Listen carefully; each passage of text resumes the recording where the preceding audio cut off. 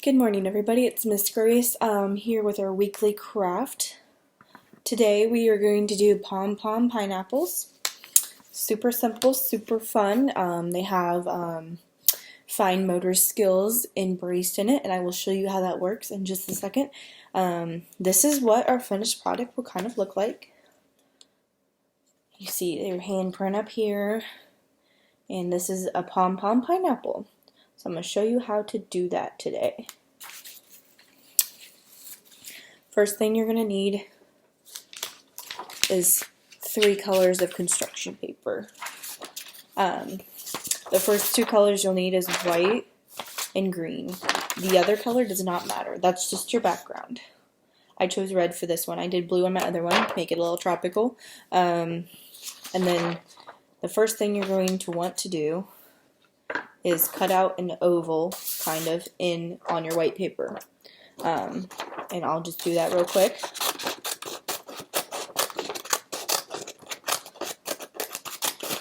I hope you all are having an awesome week so far. I'm so excited to wake up and take on this week and looking forward to the future. And it should be a lot of fun. So, this is not a perfect oval, as you may know from watching my other videos. Not a good cutting person, not a good artist, but I do enjoy crafts, and I can do them like a kid. So this is what I ended up with. The next thing you're gonna do is you're gonna want to trace your child's hand, or yours if you're doing this, and cut it out.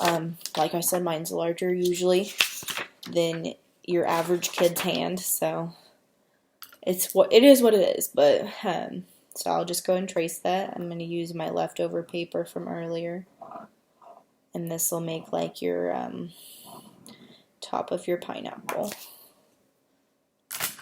I've been really thinking of new ideas. I love Pinterest. I love looking at new ideas on Pinterest. It's a lot of fun. And I think, oh, I could do that, and I can get a finished product. I added my own little twist to this finger stem thing. I kind of added points to them so they looked more like the actual pineapple itself. But it's whatever your preference is. It's not by no means going to be perfect, but it's going to be cute. So kids have a lot of fun doing that, and this is another one of those handprint crafts that you can look back on. I always enjoy looking back at my old crafts, even ones that I've made with story hours.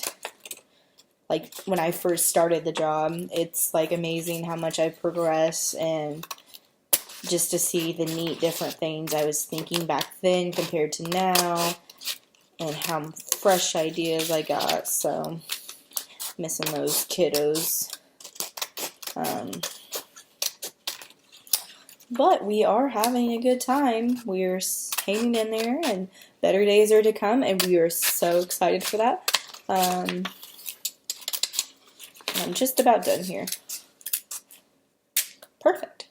So, well, I mean, it's not perfect, but, it ended pretty good.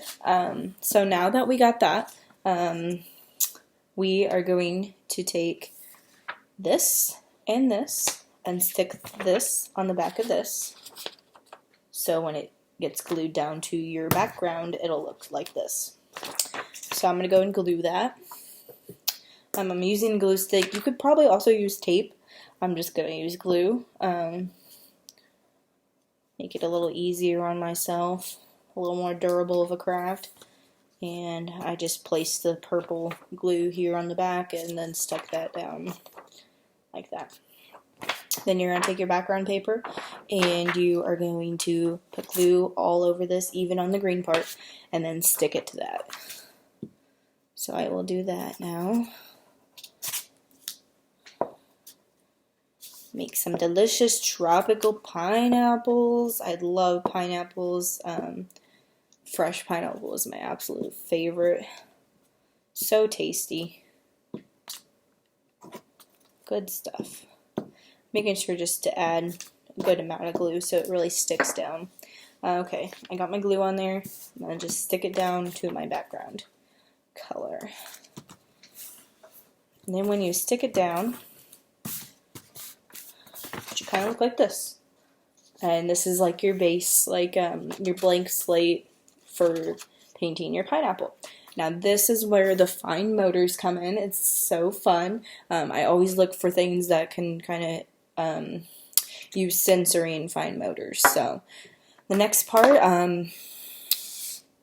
if you have yellow paint at home, this is going to be awesome. It's going to be super easy. If you don't have yellow paint, I think there are recipes with cornstarch maybe and some other things and food dye, or you can make your own yellow paint and, you know, make it even toddler safe.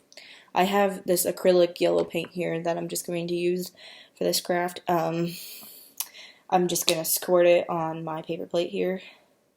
And then for the fine motor part, we're going to use pom-poms. So they can really take their little fingers and learn to pinch them together to grasp the pom-pom. And they could also maybe use tweezers to pick the pom-pom up, dip it, and then dot it down. Let's see. I think you could also squeeze a clothespin on there too. That would work just as well. I'm going to be using my fingers for this.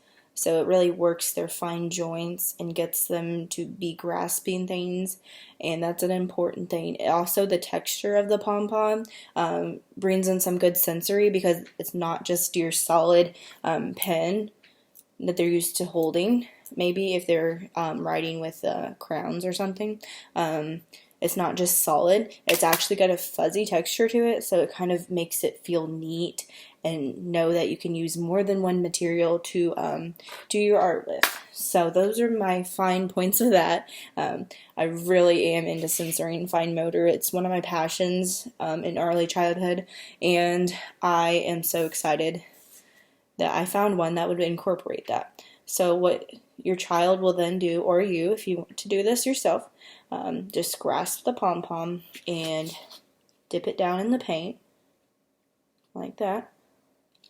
And then you can take it on your pineapple and just dot, dot, dot. You know, you get the idea.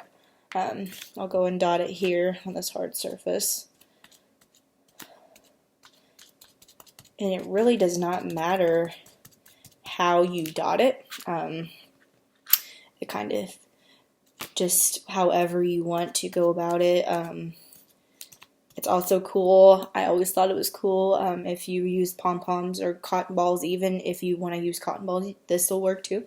Or Q-tips for smaller dots. If you look fine into there, it's actually a good thing along with that texture to teach them that they can see a different print. So it's not just solid. You can kind of see the indentation of the pom-poms and the fluffiness on your dots.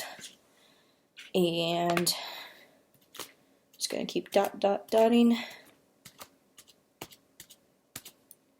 little bit of dabbing. Lots of fun. I'm doing my grasping to hold on to it. Fine motor.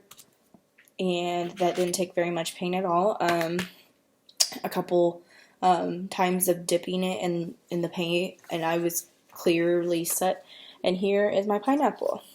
So we have two beautiful pineapples for our tropical oasis. I hope you enjoy this. I think there's going to be some better weather to come maybe. I think up this weekend I heard it's going to be in the 80s, so you can just sit back and chill and maybe make a pineapple. I always enjoy my fresh fruits and sometimes vegetables, but I really love my fruit. Pineapple is one of my favorites, and I love this craft and how fine motors are incorporated in it. So I hope you all enjoyed that. I will be back next week with another craft. I'm going to keep trying to do this as much as I can. If you have any ideas, you let me know. I will absolutely am free-minded and free-spirited, and I am very flexible, so I can take on anything you got for me. So, without further ado, that was this week's craft. Pompom Pineapples, and I hope you join me next week. So I will see you all later. Bye.